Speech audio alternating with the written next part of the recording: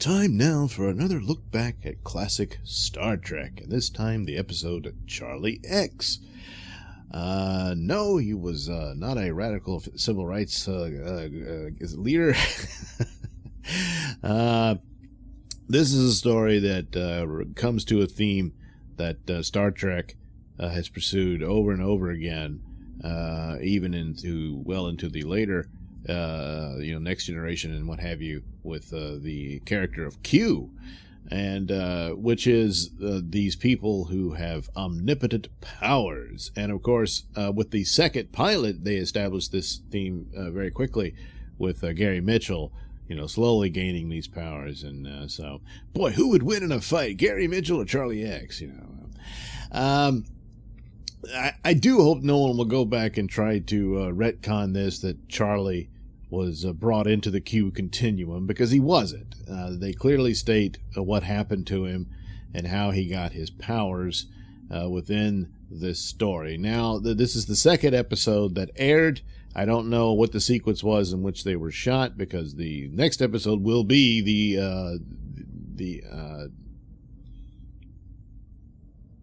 Gary Mitchell episode, which was actually shot first.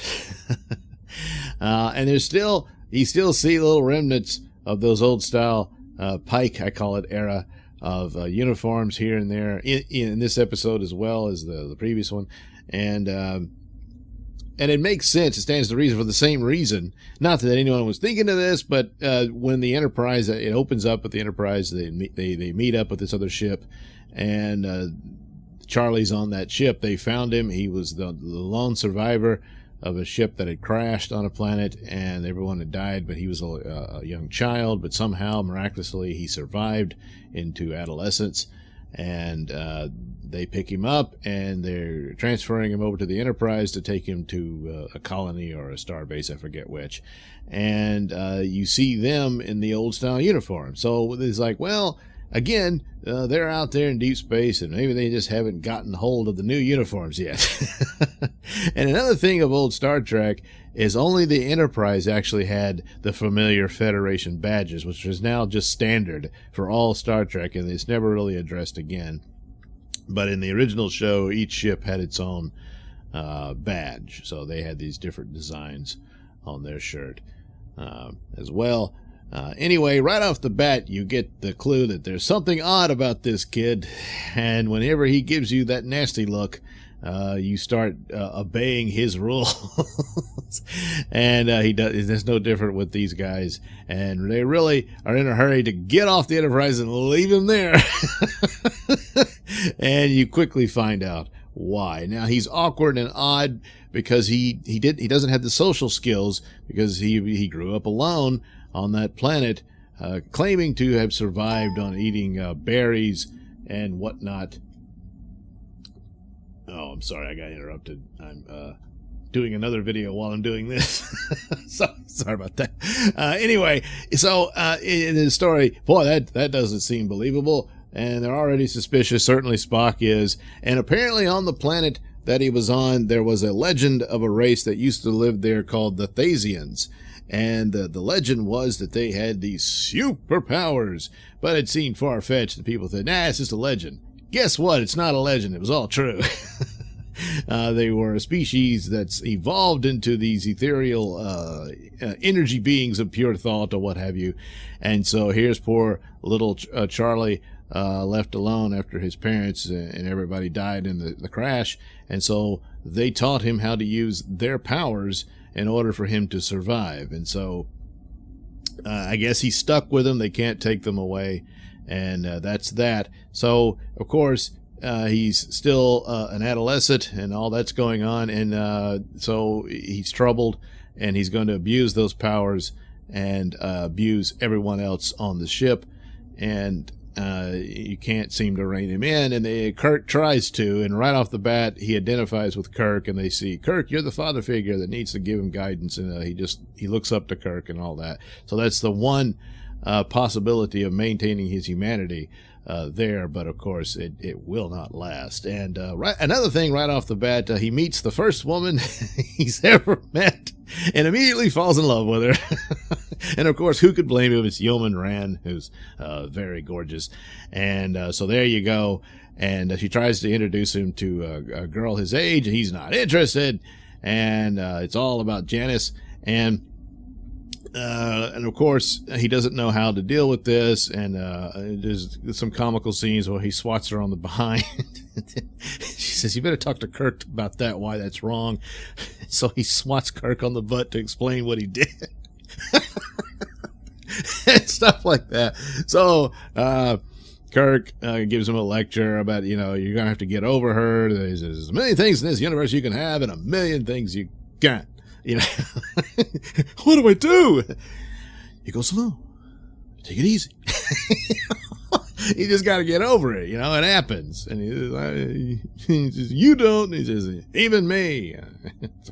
So, there was some woman in Kirk's past that he couldn't have, and it broke his heart. Anyway, everybody gets their heart broken. And Charlie, this is the first time, and he's, but the problem is, he's a god. So, when he gets heartbroken, the universe trembles. So, and there's a scene where Kirk decides, hey, let's just go work out, and, I'll teach you how to fight, and stuff like that. Man-to-man stuff. And they do it in red pantyhose. I don't know. This is their workout gear in the gym on the Enterprise. And so, but anyway, they're wrestling around, and he's a little nervous about it. And of course, he's this skinny little pathetic thing. And one of the other guys is sort of chuckling at him, and he immediately disintegrates the man. And so then, we're in trouble. So there's constant demonstrations of his power. Now, earlier scene where he does these card tricks, which are just absolutely impossible, but they all just laugh about it. And it's like, no, wait a minute. That should have been a major clue. Plus, boy, he maybe he's a little racist, because he really does not like Uhura, and Spock. He doesn't like him either, and he takes her voice away, and then later on he fries her hands. I mean, geez Louise, it's terrible.